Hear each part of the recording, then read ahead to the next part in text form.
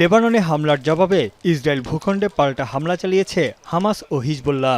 রাজধানী Tel Aviv সহ বেশ কয়েকটি শহরে একযোগে হামলা চালায় তারা। এ সময় ইসরায়েল জুড়ে বেজে ওঠে সাইরেন। ইসরায়েলের তৃতীয় বৃহত্তম হাইফা শহরের একটি সামরিক ঘাঁটি লক্ষ্য করে 2 দফায় রকেট ও ক্ষেপণাস্ত্র হামলা চালায় লেবাননের হিজবুল্লাহ গোষ্ঠী। এতে আহত হন অন্তত 12 জন।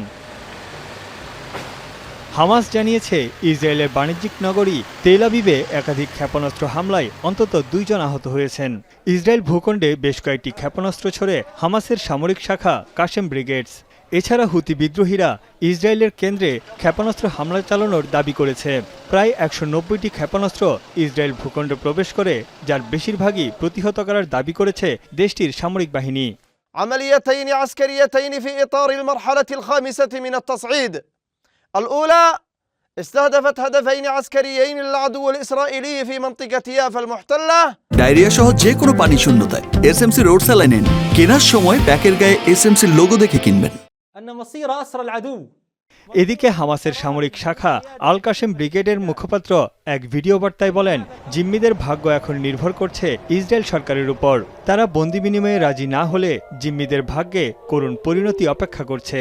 وقد طورنا بفضل الله تكتيكاتنا وتشكيلاتنا القتالية وأساليب عملنا بشكل مستمر ومتواصل وغير متوقع للعدو. যুদ্ধের 1 বছরে জাতিসংঘে এক অনুষ্ঠানের আয়োজন করে ইসরায়েল। সেখানে ইসরায়েলি রাষ্ট্রদূত বলেন, হামাস নির্মূল ও সব জিম্মিদের মুক্ত করা না পর্যন্ত লড়াই চলবে। এই সময় হতাহত ও জিম্মি ইসরায়েলিদের স্মরণে 1 মিনিট নীরবতা পালন করা হয়। The difference between the past and today is very simple. Now we are not defenseless. Today the Jewish people have a strong state, a powerful military, and the courage to protect ourselves. Desperate to see another day. And yet, there are those in the Security Council and outside who fail to condemn Hamas's atrocities or even say the word Hamas. এদিকে Netanyahu সরকারকে ব্যর্থ বলেছেন জিম্মিদের পরিবারের সদস্যরা। তারা ক্ষোভ জানিয়ে বলেন, নেতৃত্ব ও কৌশলগত পরিকল্পনার অভাবে জিম্মিদের উদ্ধার করা সম্ভব হচ্ছে না।